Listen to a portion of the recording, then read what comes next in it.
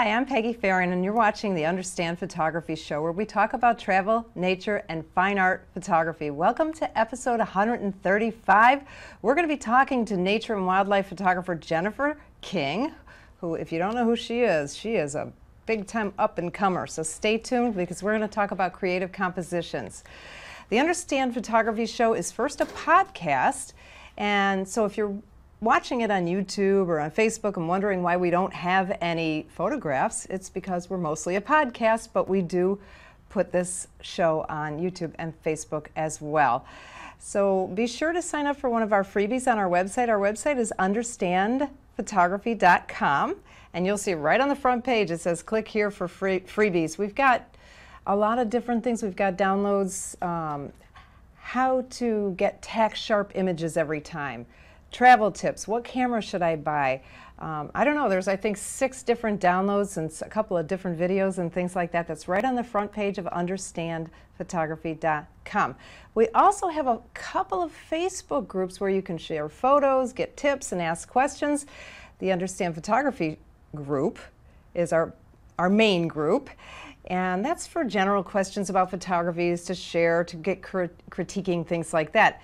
And we just started a brand new Facebook group this week called How to Sell Your Photography as Art. And that group focuses on selling your artwork. So if you're interested in that, join our group. Both groups are linked to our regular Facebook page, which is facebook.com/understandphotography. Whew, that was a lot to say.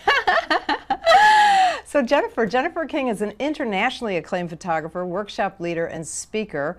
I met her at the New England Camera Club conference, where she was one of the speakers. Jennifer's also the founder of Photography for the Fight Against Breast Cancer. So welcome, Jennifer. Thank you. Thank you so much. Thanks, Peggy, for having me. I'm so excited to be here. And you just got share photography. Yeah, me too. You just got finished with 2 back-to-back I sure did. workshops. Where were you, and what was it? We started at Amelia Island, Florida, and had a few days there photographing beaches and birds and dolphins and, well, porpoises, but it was wonderful. We did some boat cruises and stuff like that. It was wonderful fun. And then I drove down to Merritt Island. We had our birding workshop that we do every year. So we had some really great opportunities around the Merritt Island Birding National Wildlife Refuge. It's fantastic. Awesome. Good couple of weeks in Florida. Gotta love Florida. I know. And it's been so nice lately. I know. Oh, I love Florida. I've been here for most of my life, and I hope to never have to live anywhere else. Yeah, I know, it's amazing here. But you live in North Carolina, right? I do. Yeah. I live in central North Carolina. I've lived there for, I guess, quite some time now. I have a house there. My cat lives there. I adore her. I'm not there that often, but I am always happy to go home. So I will get to go home for a few days after this. And I'm looking forward to it. Yeah, because now you do, how many, well, your company is a pretty big company. How many workshops do you do in a year? We do about 18 workshops a year. Wow, holy moly. In the U.S. and internationally. So we have several national parks, some of the coastal locations, international locations, primarily Europe right now. And it just keeps me busy between that and speaking, but I love it, absolutely love it. And we've got a great group of people on our team. That's crazy. That's a lot of work. It's not work when you love it. It's still work. Sometimes when I'm feeling overwhelmed and somebody's, well, you know, why don't you cut out what you don't like to do? Well, I like to do it all. I just wish I didn't have to do it all at the same exact time. You know, that's when it's stressful, right? When everything kind of off in between would exactly. Be nice. I agree. Yeah, yeah. Now your talk was about national parks in NECCC, right?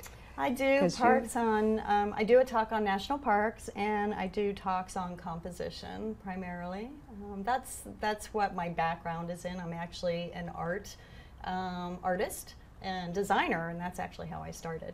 Oh. So I wasn't actually the photographer in the in my career until, I guess, the past several years. That's awesome. Yeah. Well, good, because that's what the show's about composition. Yes. Because people, I think, a lot of times people say, well, I have a good eye. I don't need to study the composition rules. What do you think of that? I think that if you have a true understanding of the art of composition and understand some of the rules or tools that you can use, you can become a better photographer. A lot of the principles of design have basic foundations in fine art that you can trace back for many, many years. In fact, one of the things I studied when I was in school, and this was some time ago, but when I was studying art, I was painting, which was interesting. I did painting, I did sculpting, I did have a photography class, I did design work, but everything that we learned pointed back to things like line and color and form. So when I would study fine art in school or when I was painting, I learned that artists like Leonardo da Vinci, Botticelli, all these artists were using principles of design basically. It actually comes down to what we now know as the Fibonacci sequence, or Phi 1.618. That was something I learned a long time ago, but didn't really understand that it could also apply to photography. So for instance, 1.618 is known as Phi, but is also relative to the Fibonacci sequence. Okay. So you know the Fibonacci spiral that shows up in design, you've got this nice spiral that shows up just from the formula in that numerical formula. Da Vinci used that all the time. Artists use that all the time. So when you look at fine art, you can actually see where the artists place certain elements. And even though the art was very different back in the Renaissance period, they knew to use these because it helps to your eye, helps to guide your eye through a photograph or through a painting at the time. Okay. So that was really important. They knew that. They could get you to stop and study their paintings, and that's what they wanted to do. We find this used in architecture, and I guess for me, once I realized and started photographing, I realized that I see it everywhere in nature. You see it in seashells, you see it in the galaxy, you see it in flowers. It exists everywhere. Okay. So understanding these basic principles, even something as simple as that and where it comes from, can help you become a better photographer. So if we're going to be using the Fibonacci rule, is that what you said? The Fibonacci spiral, principles of design. Okay. Where are we going to, let's say we're doing a landscape picture, because you're a landscape photographer. Right. How am I going to use that? Where am I going to place my subject of interest? Or Well, what's really interesting about the Fibonacci spiral and the Phi and the numerical sequence that creates the spiral, it also is relative to the golden rule, or also known as the divine rule in fine art, and that's where the image space is divided into 3 areas horizontally and vertically, although not proportionate. So in the 1800s, late 1800s, something came along called, I think we all know this one, the rule of thirds, which artists at the time considered a lazy adaptation of this artistic Phi. Okay. So when it comes to landscape photography, understanding the grids or the spirals, or whichever way you want to use that information, can help the viewer find their way through a photograph. So in landscape photography, it helps to determine where to put your horizon line. It can help you determine where to put your subject or your hero, and it can just make a much more effective and dramatic photo. so where would you put your, let's say you're taking a picture, you're out in the Everglades and you find that one lone cypress tree. That's what we always look for when we're out in the Everglades, right? Where is that going to go? Where's your horizon going to go? Where's the tree going to go? Well, that's a great question, and I do want to say that this is subjective.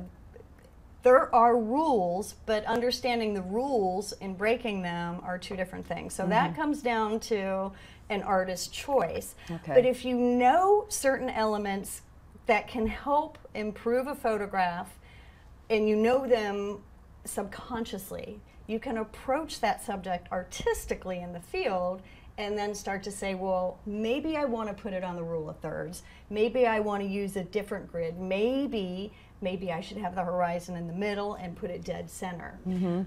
Every time I set up my camera for a landscape photo, that's the question I ask myself. Okay. Where is the horizon line? All right. I think it's perfectly acceptable to have a horizon line in the center of the photograph and the subject in the center of the photograph, as long as the photo itself doesn't look like two different photographs cut in half. I think that's what we need to be careful of. So when I see a horizon line with the going down the center of the page, and it is looking like I'm looking at a sky and that's about it, I know it's not working effectively. Yeah. Using the rule of thirds, and honestly, they should call it a tool of thirds. We should just remove the word rule, in my opinion. That would be a better. It is. Yeah. It's a valuable tool to understand. But oftentimes, that is the first place I will try and put a subject, especially something like a lone tree, right? Because you put it on that either lower or upper, depending on the size, 1/3 side of the page, and your horizon line could be lower or higher, depending on the foreground. Right. So a lot of times when I'm doing landscape, the first thing I ask myself, where is the horizon line? And for me, that is dependent on where the drama is. Is it in the sky? Do we have a lot of clouds? Yeah. Or is it in the foreground? Do we have rocks or marsh or tall grass that's going to make it really beautiful? Okay, And so that's how I choose. look for the drama. You gotta look for it, right? What's the most important thing here? Where is it? Okay, that's good. That's good stuff.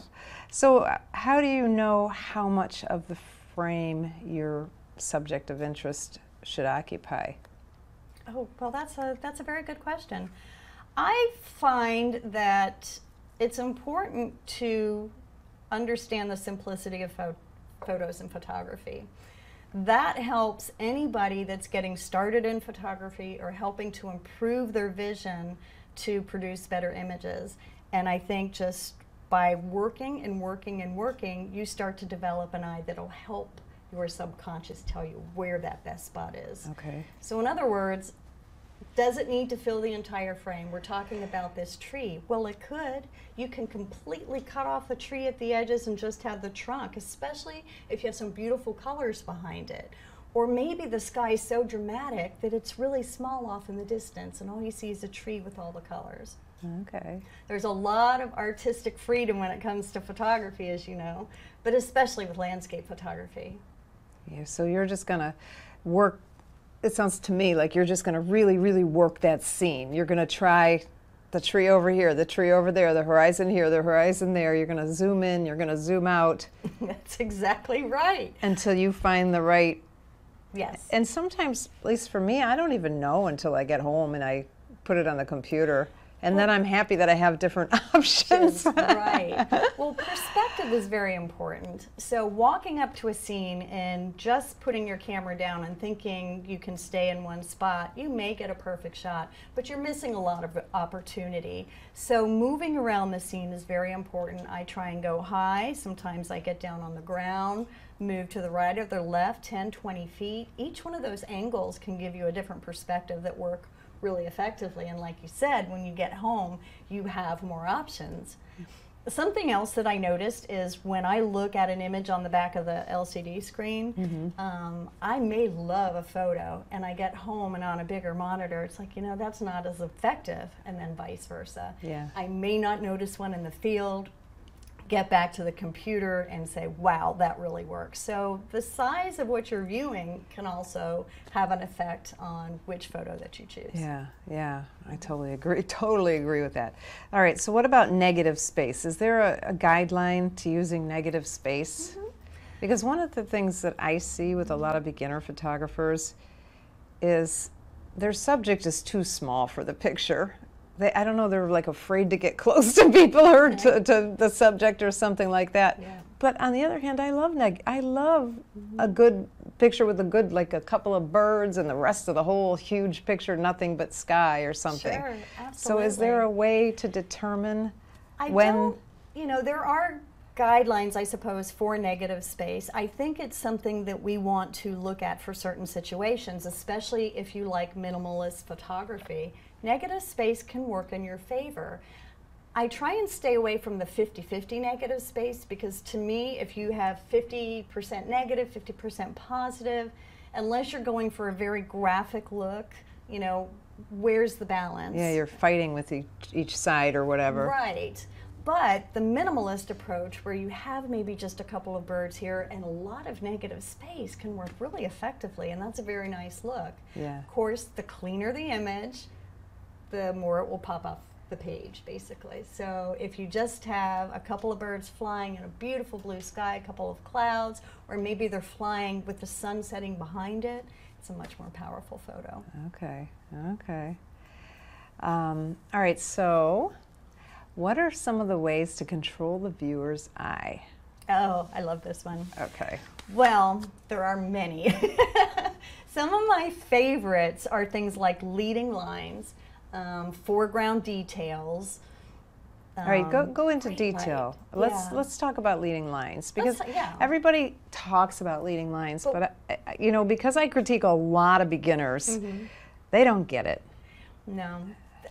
A lot of times you really just have to point it out and say this is a leading line, because they're not all obvious. I mean, if we're standing at the edge of a canyon and the rock of the canyon can come out of the corner bottom of the photo and lead into where the sun is rising or setting, we know that that's a leading line.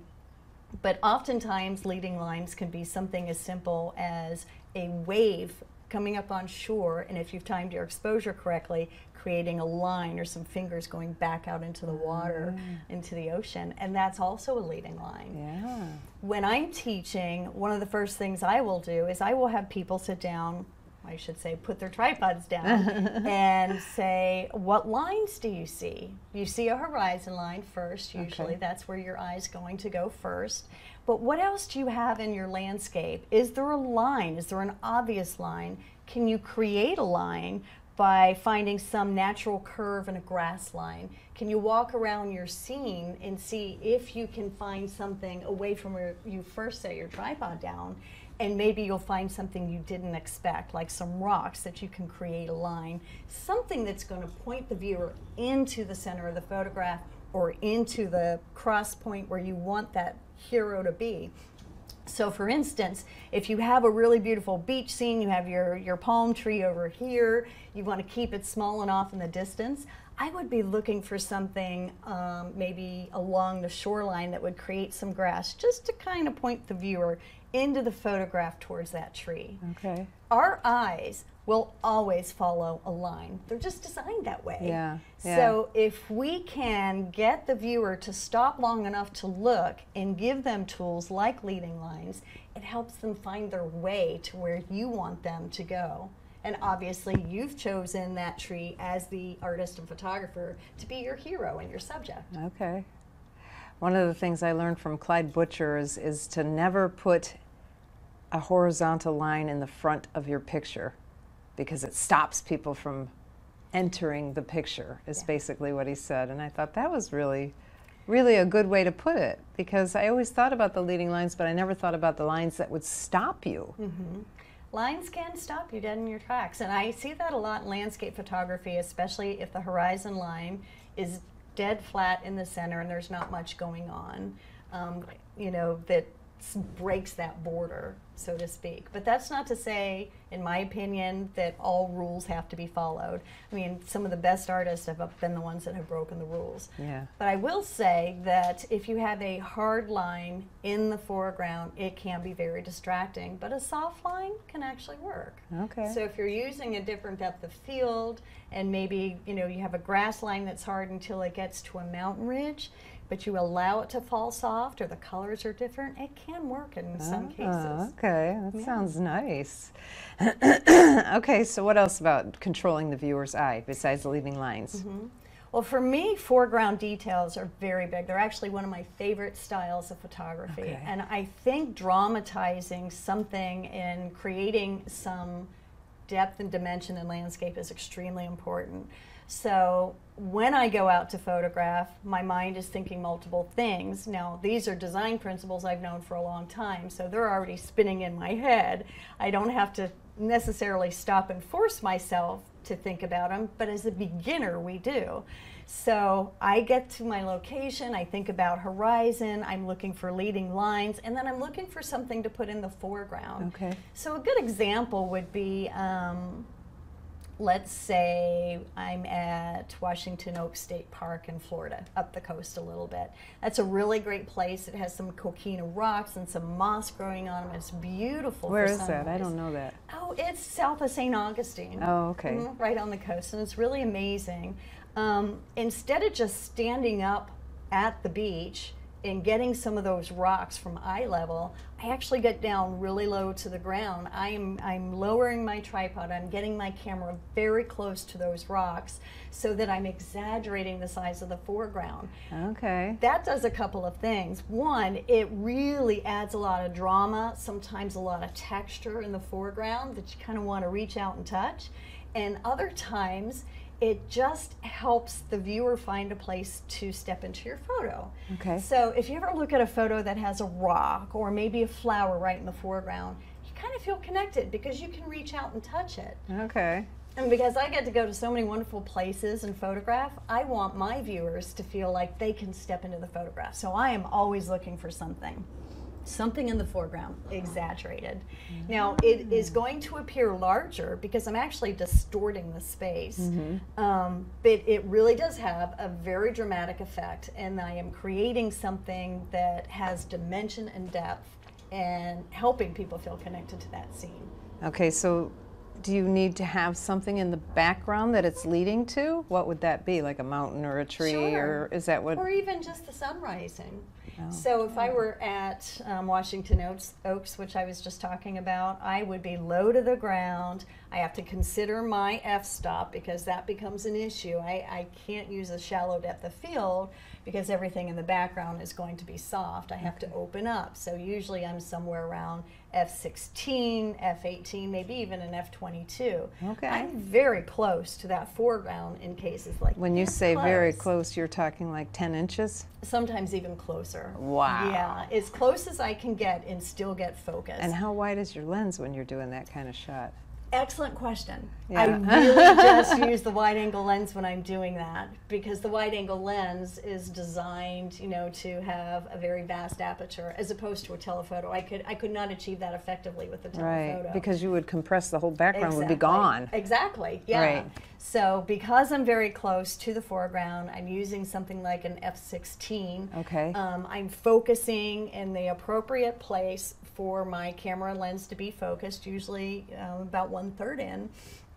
Not to the distance, but if you're looking at the back of your screen and you have your rule of thirds grid on the screen, that's a really good tool because usually that bottom third line is very close to where your lens is going to reach the optimal focus. Okay. So I start there and I put my focal point selected every time, keep my aperture around f16, maybe f22, and everything's in focus. Wow. I will say it's important that you look behind the camera because you have to find the sweet spot for your lens and camera combination because it's going to differ for everybody's equipment. Right. But once you know that, it's very easy to achieve. And then you have these wonderful foreground details that just dominate the scene, and everything else is secondary, but it kind of places an object in a beautiful landscape. And it creates that dimension and depth we're always looking for. You're making it sound so exciting. How about light? How can we use light to lead the eye of the viewer? You know, light is one of those things that when it happens, it's wonderful and it's magic. When you have a lack of gorgeous light or just maybe kind of a gray day, composition is the most important thing. Okay. In my opinion, if you have great composition and great light, you've got magic. But sometimes you don't get the light. But you can still get a great shot if you work your composition. But looking for light is important. So there are many different ways. You can find backlighting. So for instance, where we were just photographing up in Merritt Island, we were doing some photographs of egrets where they were backlit with the sun. So the nice curve of their neck and their body and feathers were just highlighted enough to where it made a beautiful photo. We don't always have to light from the front. We can look for side lighting, the way that it may cast some highlights or shadows, some sun rays through a tree that increases beauty. And even sometimes just a little bit of light or fill light from the front. It all depends on But how would the you day. use light to guide a viewer's eye, though? That's a great question. Light is very important to all types of photography, whether it's landscape or details or portraiture. There are many different ways we can use light. We can use light to guide the viewer's eye into a landscape by looking for directional light. Okay. A lot of times, if you have the sun at 90 degrees, you can use some of the light rays just to highlight maybe one side of your landscape. Say for a tree, for example, it may highlight one portion of it, but it keeps the other side of it in shadow. So you have some contrast there, which can be really beautiful. Be careful not to maybe have too much contrast in some cases. But we can use light, we can use sun. A lot of times we'll try and catch sun rays, which is really beautiful in a landscape, just by positioning it right at the tip of a tree or a mountain edge or something like that, and then you get these beautiful lines of light coming out. Okay. It helps to create a beautiful photo, especially landscape. Okay. Also, another thing to look for is the way a light may light the foreground. When we're photographing especially grassy areas or sand, you get light that reflects the sand in the sky or may highlight the grasses as they're blowing. That's something to keep an eye out for, because that just adds more beauty to the photograph. Or, like for me, I'm a portrait, I'm a landscape photographer, but I'm also a portrait photographer. And that lit up sand is terrible because it takes away from what I'm trying to do. For portraiture. So I'm like always darkening it, you know, because I don't want that to be a distraction. Yeah. Because light can be a distraction too. It can be a huge distraction, absolutely. You have to be careful that certain areas are not blown out, or that a sky isn't too bright for your foreground in landscape.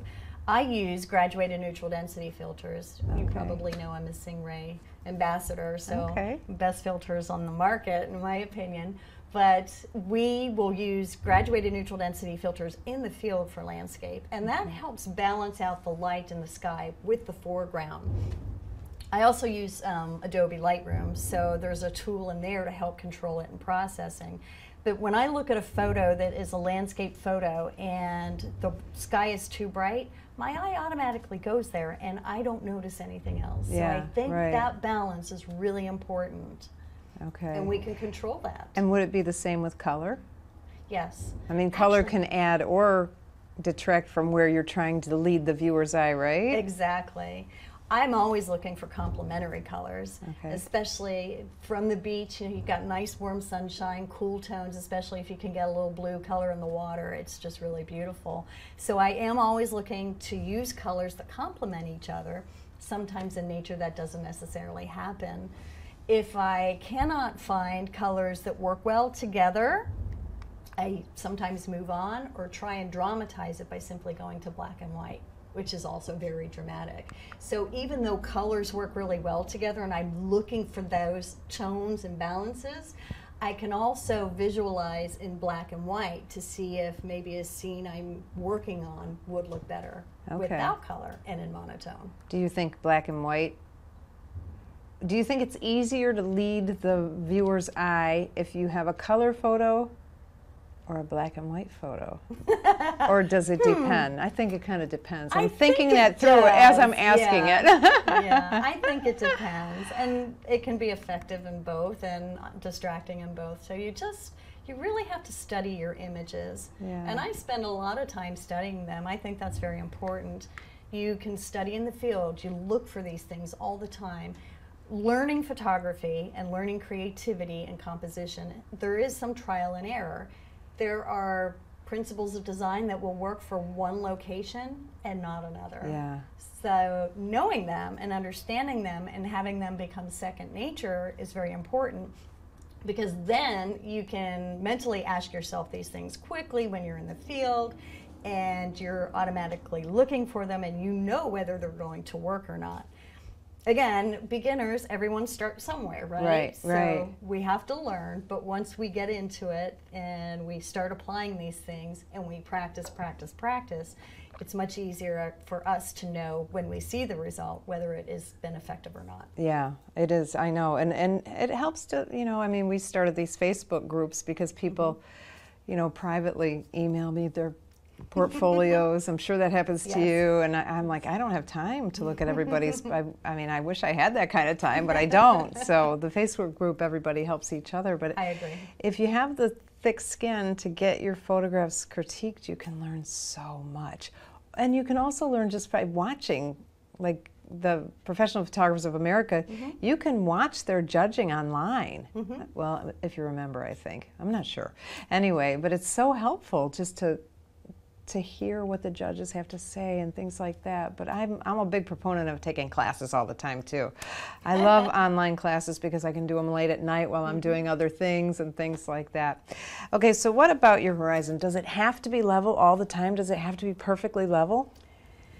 The answer is yes and no. So let me explain that. I know, I hate that. I know. It depends. How much are we going to say that? If your horizon line is slightly tilted, it is very distracting to the eye. Once again, our eyes are designed to follow these lines. So if it is slightly tilted, I encourage people to straighten that up. However, there are times if you can really exaggerate how offset the horizon is, that can be very effective. Yeah. For landscape photography, it's got to be extreme or it's got to be level.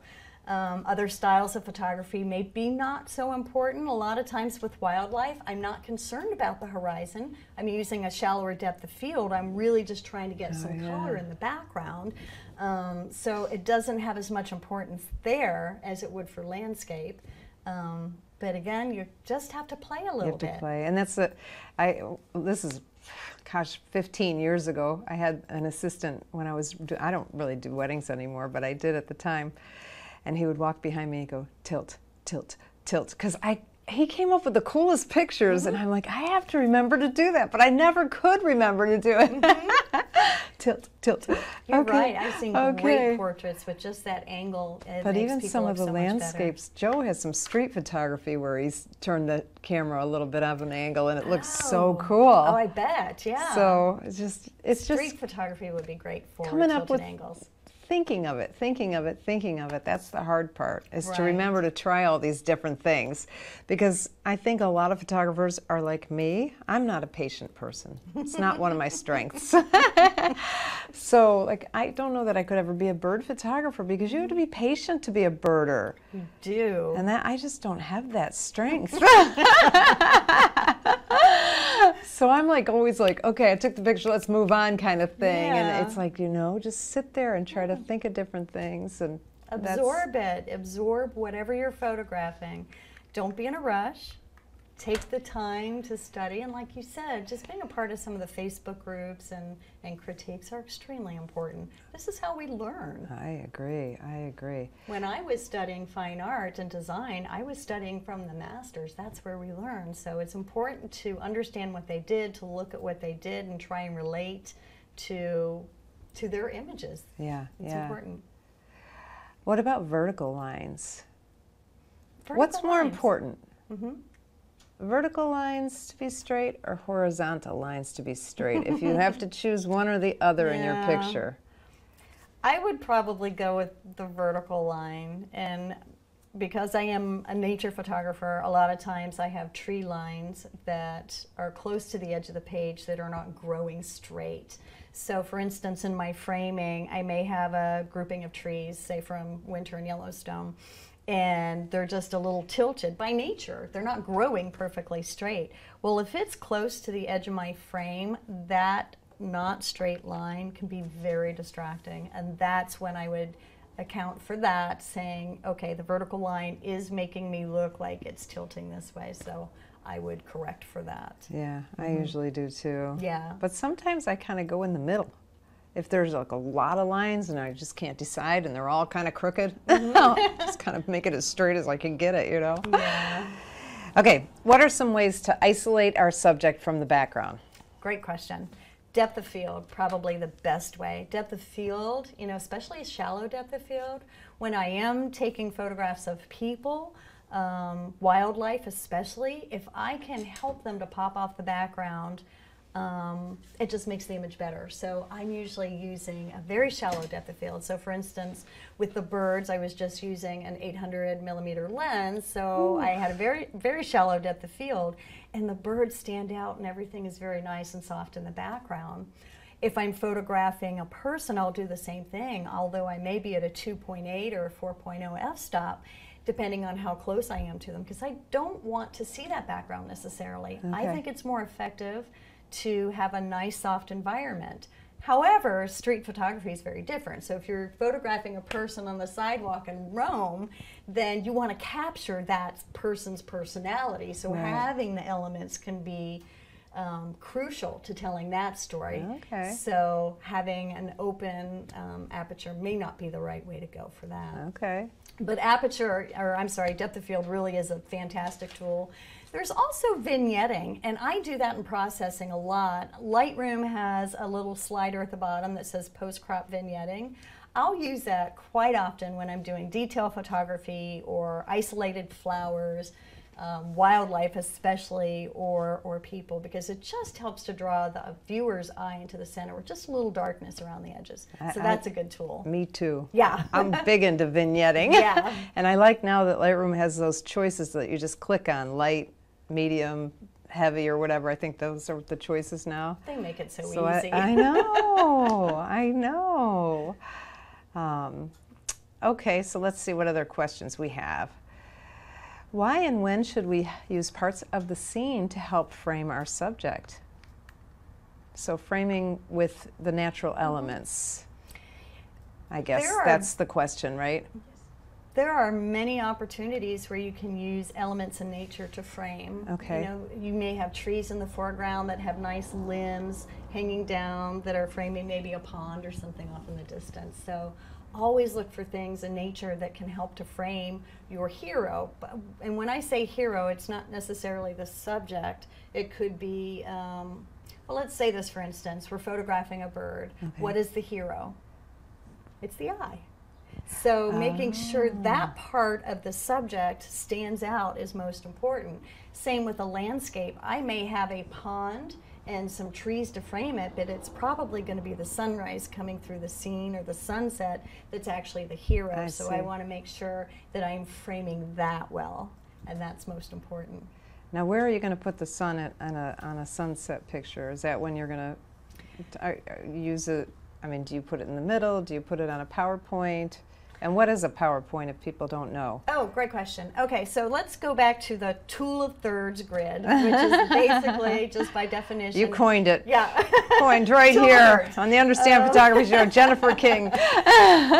You take your image space and you divide it horizontally, equally horizontally and vertically with 3 sections. So there's your tool of thirds. Your little tic-tac-toe grid, right? Exactly. But those cross points where the lines intersect are areas that are attracted by the eye visually. So you can use any one of those 4 cross points to put your hero in a photograph, because once again, our eyes are going to move around it. And think about the Fibonacci spiral too. Eyes will follow a spiral like this. Our eyes need movement. That spiral fits perfectly into the rule of thirds grid. And it can land right on one of those cross points. So what the artist knew a long time ago, before we were around with photography, is that the eye is going to follow movement. It's going to go to certain parts of the painting, and it's the same with photography. If we at least consider these locations for our photographs, we may be able to help the subject or the hero stand out anymore. So with that being said, I'm going to use one of those PowerPoints most of the time. Okay, so you just brought up something I hadn't thought about. You said movement, that our eye goes with the movement. How do we bring movement into a still photograph? And that's the challenge. We have a 2-dimensional image, and we want to make it look 3-dimensional, like somebody can be there themselves, right? So a lot of the principles of design that I've been talking about are effective tools that help create that dimension. Leading lines, any line pointing into the photograph is going to get the viewer to start moving through the image. If you have something in the foreground and the background, the viewer's eye is going to look at the foreground and the background. These basic tools are really effective for creating movement. If you get to a photograph, or say you're looking at a magazine and you're flipping a page, right? And you've got photos in there If your eye likes one, it's going to stop right away, but you may flip the page again. If your eye continues to look through whatever photos on that page, then the artist and photographer has been able to use elements of design to help create some flow in there. Okay. So that's what can be so great for photography to learn. The eye, well, let's reference this. When you were a kid, you remember the staring contest? You want to try it? I can't do it. But it's really hard not to blink. So our eyes are always moving, and we don't realize it, but they're constantly moving and looking for stuff. So if you have things that can help the viewer move around in the image, a line of trees pointing to a mountain over here, pointing back to the sun, something like that can be really effective. Okay, okay. That's pretty good. What about in abstract photography? Do you ever think about, like, how do you know, sometimes just abstract photography just looks like blobs. Is there an idea for design in an abstract? You know, I do. I'm actually a big fan of abstract photography, really am, and I do a lot of it. I think abstract photography is just that. Even if it's a blob and it's not understood, maybe it wasn't done necessarily well as it could have been, but the fact that the photographer is taking the time to try and create abstract, I think is really important. We look at a tree, or say I'm in the Smoky Mountains and we've got some water reflecting in a stream. I may not photograph the entire scene. I'll probably pull out a 70 to 200 lens and try and just get the reflection, you know, get the colors reflecting in there. Abstracts make beautiful photographs, they really do. But I think it's important to study the abstract photo you've done afterwards and just make sure it works. When I'm studying images, and I do this all the time, I'm always teaching this, go through your images, go through one by one, hit that button on the computer and start looking. Let it go by fast. And when I come home with a catalog that has a couple hundred images in it, I'm hitting it, go, go, go. You know, next one, next one. Where's my eye stopping? It stops on one, okay. I'm getting somewhere because my eye's stopping. And then I can study it compared to maybe some of the others I've done and say, well, it worked better this way, it didn't work better that way. That is good. Yeah, that's true. Yeah. I know for me with abstract stuff, if I'm ever, like, I like to do like motion blur and things like that. But I do a lot of cropping when I get back because the main thing I'm using is color usually, because there's not enough form in my picture to lead anybody anywhere, because there's no real form. It's just like a bunch of straight lines, or not kind of straight lines or whatever. But if you can get the right colors in there in the right spots, because that's where, like, the rule of thirds or the tool of thirds and that kind of stuff comes in, I think, if you can kind of, or like you were talking about the sparkly water. You know, you'd want the sparkles in the right place, right? Right, absolutely. Now, do you sell your work? I do. Do you, it's just a question, I don't know if this has anything to do with, yeah, this is a composition question. So if you have the perfect crop and somebody says, and it's like a 4:5 ratio, and somebody says, I want a 4:6 ratio. What do you do? Are you the artist and say, I am the artist and I don't sell it that way? No, I don't. I will look at it and see if I think it works well. When I am cropping, so to speak, I actually will choose the size that I think works best for the image. So while my eye does prefer just kind of the standard size, I will adjust according to the photograph. So I don't necessarily crop proportionately all the time, but I will put my prints up for sale based on what I feel they look best at. And if someone comes back to me and says, I'd really like to have a different size, I will take a look at it and I can present it, but in my opinion, it's going to work or it's not. Yeah, yeah. And cropping and framing all of our photos is very important. It's an important part not just of printing, but of learning and photography in general. I call it reframing, actually.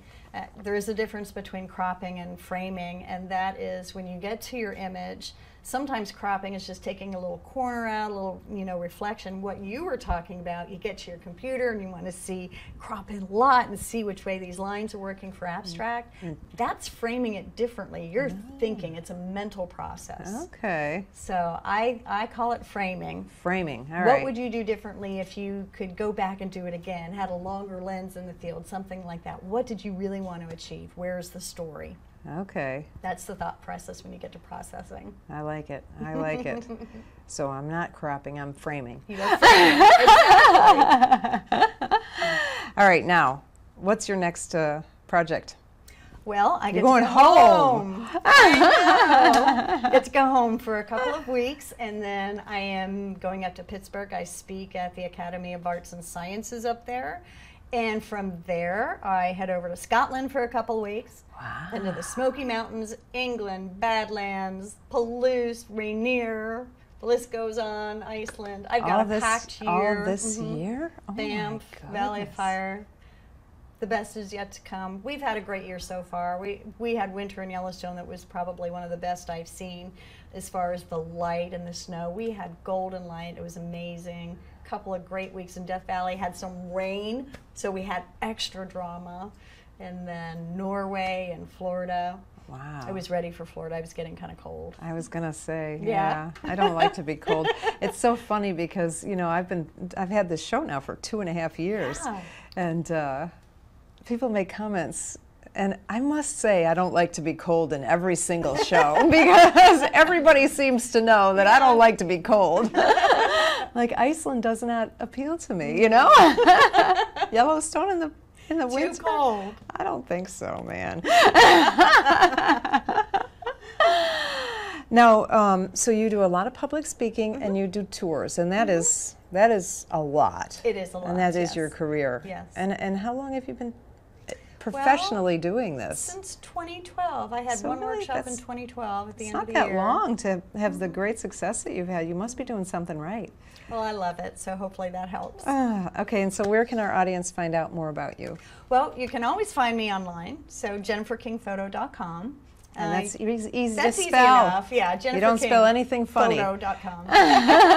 And then you can find me on Instagram, which is JenniferKing_photographer.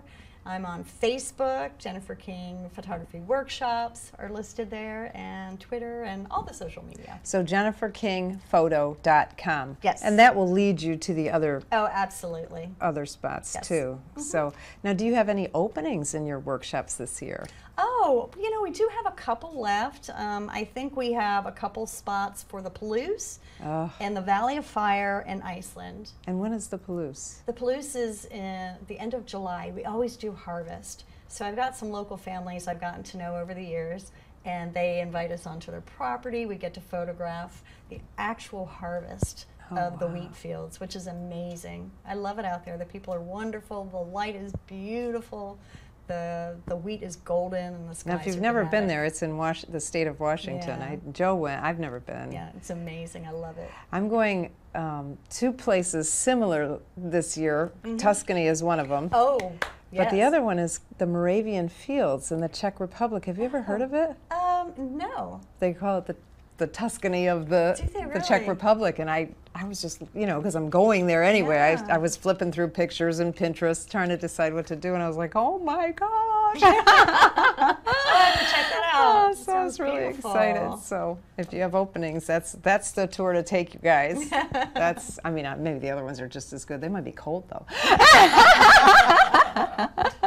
So thank you for being on the Understand Photography thank Show. I you so appreciate you driving all the way down here from Merritt Island. That was awesome. I enjoyed seeing you and sharing photography with you and everyone.